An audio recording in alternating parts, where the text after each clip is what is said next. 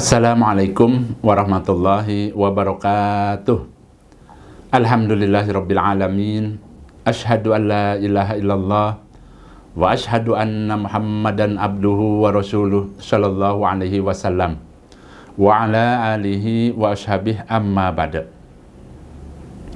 Bapak Ibu yang dirahmati Allah, kembali di sini saya akan menyampaikan beberapa keilmuan yang berkaitan dengan pelaksanaan ibadah haji, sebab insya Allah 1 bulan ke depan banyak jamaah yang akan melaksanakan ibadah haji.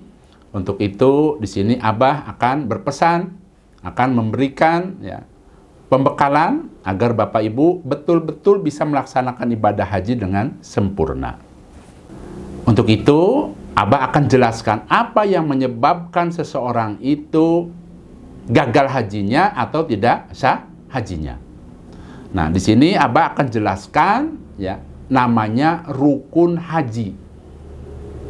Jadi, rukun haji ini ini perlu ditegaskan, perlu dipahami oleh Bapak Ibu yang akan haji. Jadi, rukun haji ini adalah amalan-amalan yang harus dikerjakan oleh orang yang melaksanakan ibadah haji, tidak bisa diwakilkan dan tidak bisa diganti dengan dam. Barang siapa yang meninggalkan salah satu rukun haji dengan alasan apapun, maka hajinya gagal, hajinya tidak sah. Itu yang namanya rukun haji. Berarti kalau Bapak Ibu pada saat hajian tidak bisa menyelesaikan salah satu saja rukun hajinya, maka gagallah hajinya. Ini perlu dipahami betul. Nah, kemudian apa saja yang termasuk dengan rukun haji? Di sini Abah akan jelaskan rukun haji itu ada 4. Yang pertama yaitu niat ihram haji. Nah, niat ihram haji ini dilaksanakan oleh yang bersangkutan yang akan melaksanakan ibadah haji. Jadi harus dilakukan oleh sendiri. Kemudian yang kedua yaitu wukuf di Arafah. Nah, mengenai wukuf di Arafah ini tidak bisa digantikan oleh orang lain, tidak bisa diganti dengan dam. Jadi orang yang haji itu pada tanggal 9 Zulhijjah harus berada di Arafah untuk wukuf. Dan wukuf ini dimulai pada saat matahari tergelincir atau masuk waktu zuhur. Sampai kapan? Sampai terbitnya fajar. Jadi menjelang subuh barulah berakhir. Nah, karena ini merupakan rukun, berarti seseorang yang melaksanakan ibadah haji, dia harus wukuf di Arafah pada tanggal 9, walaupun dalam keadaan sakit. Mungkin Bapak Ibu pernah mendengar yang namanya safari wukuf. Ada orang itu diberangkatkan dari rumah sakit, walaupun hanya sebentar, ambulan itu masuk ke Arafah untuk wukuf di Arafah. Untuk itu, di sini Abah mengingatkan, silahkan dimanfaatkan pada saat tanggal 9 Zulhijjah itu untuk wukuf di Arafah, yaitu dengan memperbanyak doa kepada Allah. Selanjutnya yang ketiga, yaitu tawaf ifadah. Biasa disebut dengan tawaf haji. Nah, ini pun harus bisa dilaksanakan sendiri oleh orang yang haji. Adapun seseorang umpamanya pada saat tawaf ifadah, kemudian umpamanya pada saat hanya beberapa tawafan, contoh misalnya baru mendapatkan 5 kali tawaf, umpama capek bagaimana Abah? Boleh tidak saya itu istirahat sebentar? Umpama karena kakinya sakit, umpamanya. Jawabannya boleh, umpama sebentar minggir, atau barangkali haus minum dulu juga boleh, Umpama karena kondisinya betul-betul berat, kemudian minggir sebentar, ya cari napas lah, seperti itu umpamanya, kemudian minum, kemudian dilanjutkan lagi, itu boleh. Karena kemarin ada yang bertanya seperti itu, ya. Karena sudah sepuh, dia bertanya, Abah boleh nggak? Saya ini kan kakinya sakit, umpamanya berhenti sebentar. Kemudian setelah istirahat sebentar, ya, kemudian dilanjutkan lagi, ya, itu seperti itu diperbolehkan, ya. Itu mengenai tawaf ifadah, ya, atau biasa disebut dengan tawaf haji. Kemudian yang keempat yaitu melaksanakan sa'i haji, ya, yaitu pelaksanaannya, ya, sa'i dari mulai Bukit Sofa ke Bukit Marwah sebanyak 7 perjalanan, dimulai dari Bukit Sofa nanti berakhirnya di Bukit Marwah. Nah, itu merupakan rukun haji, di mana rukun ini tidak bisa digantikan oleh orang lain, tidak bisa dibayar dengan dam, harus bisa dilaksanakan oleh sendiri. Kalau yang 4 ini tidak bisa dilaksanakan, maka gugurlah hajinya. Ini supaya betul-betul Bapak Ibu fahami. Karena akibatnya tadi, ya, fatal, ya, bisa tidak sah hajinya. Nah, kemudian, ya, setelah rukun haji ini, apakah ada lagi yang betul-betul harus dipahami? Ada, ya, yaitu rukun umroh. Nah, orang Indonesia umumnya, jamaah-jamaah haji ini, ya, umumnya itu melaksanakan hajinya haji tamatu. Haji tamatu ini, Bapak Ibu, ya, prakteknya itu adalah melaksanakan umroh terlebih dahulu di bulan haji, kemudian dilanjutkan nanti pada tanggal 8, ya, untuk melaksanakan ibadah haji. Jadi yang namanya haji tamatu itu umroh dulu baru melaksanakan ibadah haji setelah umroh. Nah, berarti Bapak Ibu sebelum melaksanakan ibadah haji, melaksanakan ibadah umroh terlebih dahulu. Nah, ada yang namanya rukun umroh. Kalau seseorang itu tidak bisa menyelesaikan rukun umroh, maka umrohnya juga batal. Untuk itu, di sini Abah akan memberikan pembekalan. Ya, apa itu yang dimaksud dengan rukun umroh? Jadi rukun umroh ini adalah amalan-amalan umroh yang dikerjakan oleh seseorang yang melaksanakan ibadah umroh, tidak boleh diwakilkan, tidak bisa juga diganti dengan dam.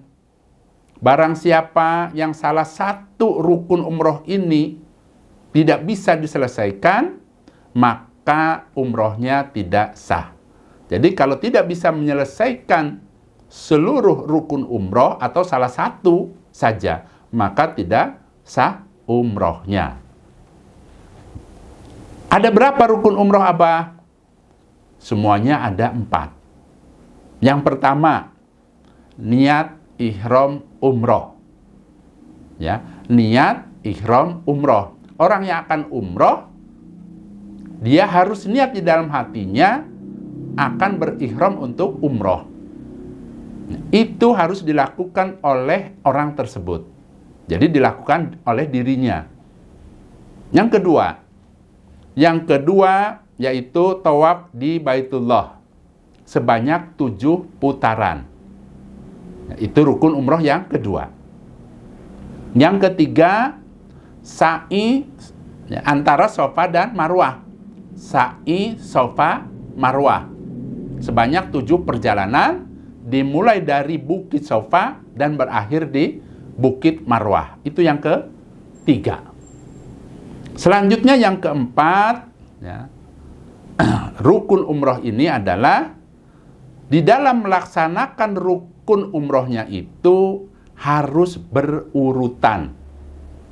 Jadi harus urut dalam melaksanakan rukun umrohnya. Kalau tidak urut juga itu tidak sah.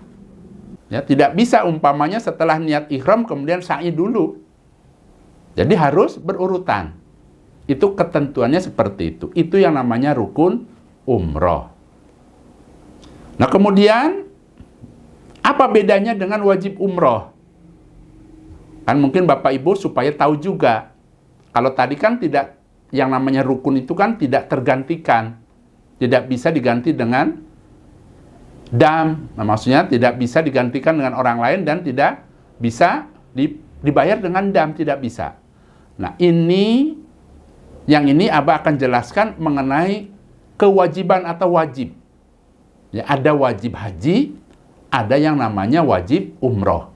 Jadi Abah akan jelaskan ini karena nanti Bapak Ibu akan melaksanakan ibadah umroh, akan melaksanakan ibadah haji.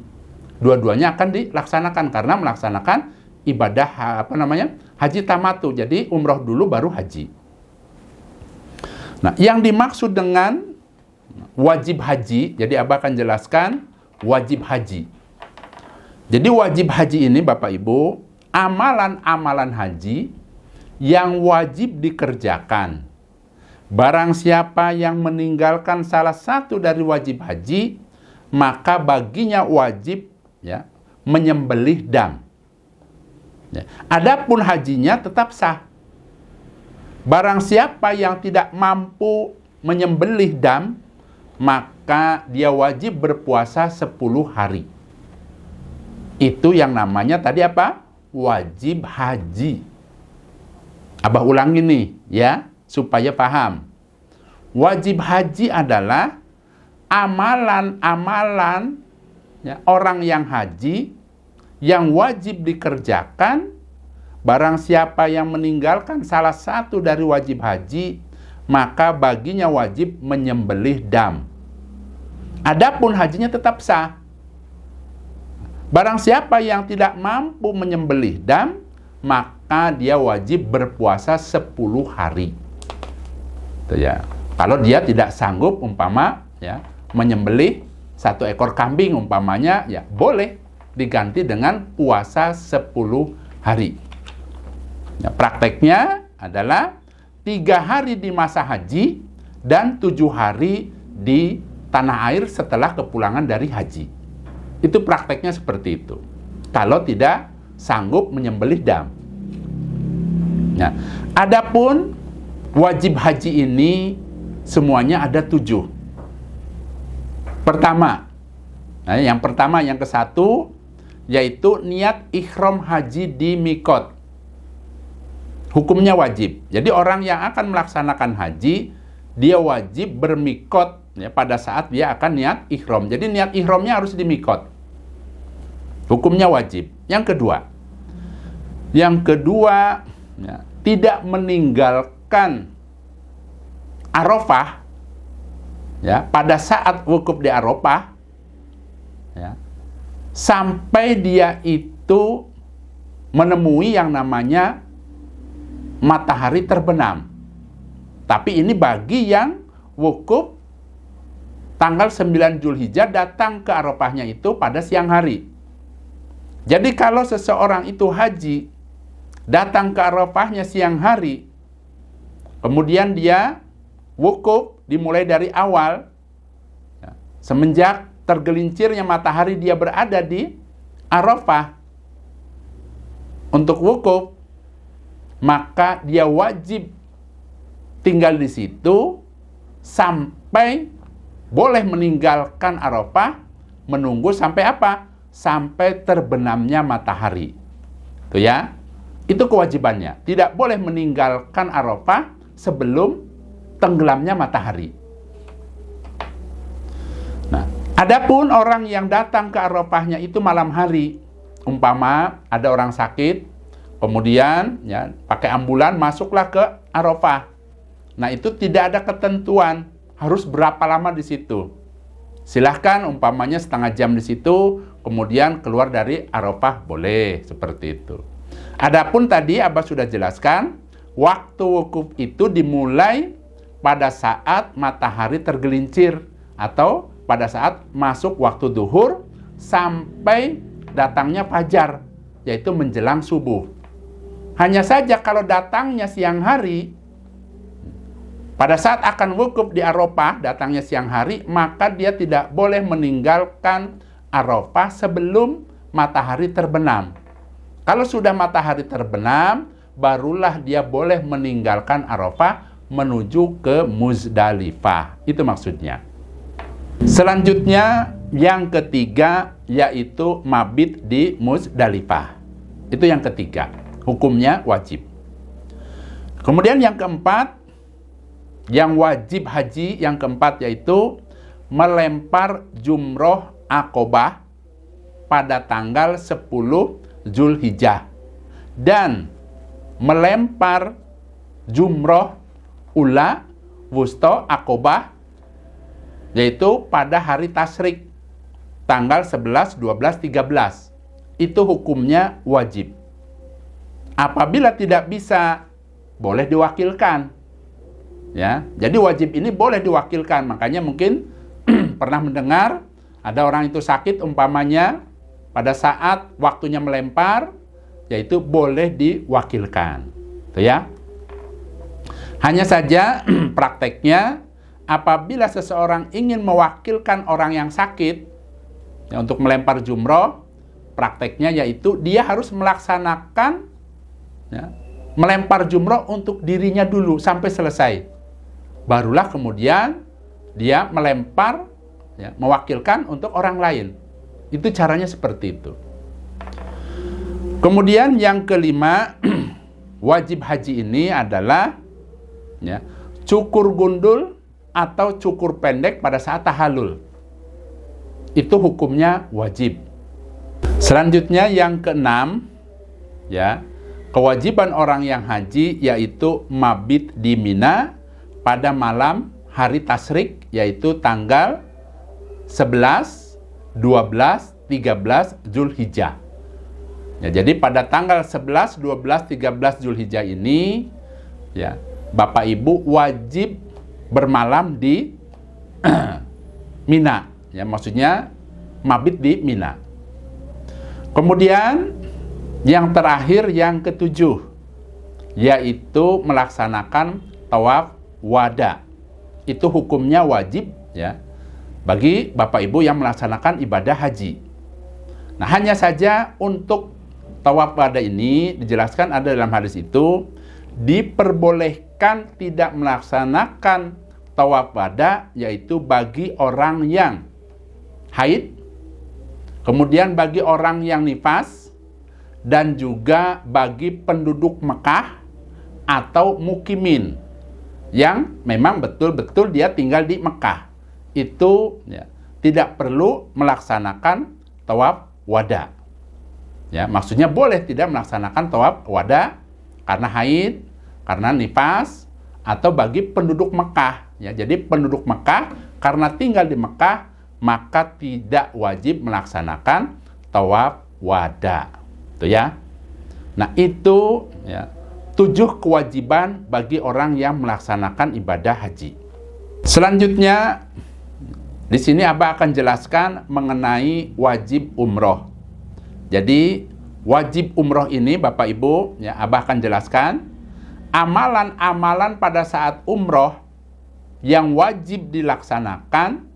Barang siapa yang meninggalkan salah satu kewajiban umrohnya, maka dia wajib menyembelih dam. Dan umrohnya tetap sah. Barang siapa yang tidak mampu menyembelih dam, maka dia wajib puasa 10 hari. Itu ya, itu yang namanya wajib umroh. Nah, kemudian wajib umroh ini ada berapa, Abah? Ada 2. Yang pertama, niat ihram umroh di mikot.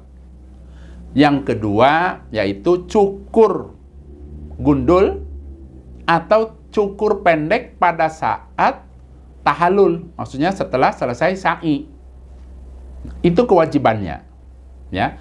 Kalau dia tidak bisa melaksanakan 2 hal ini, atau melanggar tidak bisa melaksanakan, maka dia berkewajiban menyembelih dam, ya, 1 ekor kambing, ya, atau kalau tidak bisa, ya, maka dia wajib berpuasa 10 hari. Nah, itu ketentuannya. Ya, di sini Abah jelaskan, ya memang Abah tidak jelaskan hadis-hadisnya karena cukup panjang. Ini singkat saja, ya, supaya durasinya tidak terlalu panjang. Ya. Dari yang Abah jelaskan tadi ini, harapan Abah, Bapak Ibu sebelum beramal, sebelum melaksanakan ibadah haji, betul-betul mengerti dan paham apa yang namanya rukun haji, apa yang namanya wajib haji, apa yang namanya rukun umroh, apa yang namanya wajib umroh, supaya betul-betul bisa menyelesaikan semuanya, sehingga harapan Abah, Bapak dan Ibu hajinya sah, kemudian bisa diterima oleh Allah. Itu harapannya. Ya. Dan tentunya dengan Abah memberikan keilmuan ini, Bapak Ibu ya bisa menyelesaikan semua rukun umrohnya, wajib umrohnya, rukun hajinya, kemudian wajib hajinya, karena sudah paham dan sudah tahu apa yang harus dilakukan. Nah, itu harapan Abah seperti itu. Mudah-mudahan Allah memberikan kemanfaatan dan kebarokahan. Kembali Abah mengingatkan Bapak Ibu, karena dari YouTube itu ya Abah diberi informasi bahwa masih banyak jamaah-jamaah yang akan haji maupun yang akan umroh yang sering melihat video Abah namun belum mengklik tulisan subscribe yang ada di bawah sebelah kanan. Untuk itu silahkan apabila Bapak Ibu ya merasa cocok dengan nasihat-nasihat Abah, kemudian bermanfaat ya keilmuan ini, ya di sini Abah meminta keridhoannya supaya bisa mengklik tulisan subscribe-nya. Supaya apa? Supaya nanti pada saat Bapak Ibu membutuhkan keilmuan atau Bapak Ibu ingin melihat video-video terbaru, ya insya Allah nanti bisa hadir langsung di handphone Bapak Ibu sekalian. Itu ya. Abah mendoakan semoga Allah memberikan sehat, semoga Allah memberikan kekuatan, kemudahan, pertolongan, sukses ibadahnya, sukses bisa kembali lagi ke tanah air, berkumpul dengan keluarga dalam keadaan sehat barokah. Nah, itu saja Bapak Ibu, mudah-mudahan Allah memberikan kemanfaatan dan kebarokahan. Abah pamit Bapak Ibu. Wassalamualaikum warahmatullahi wabarakatuh.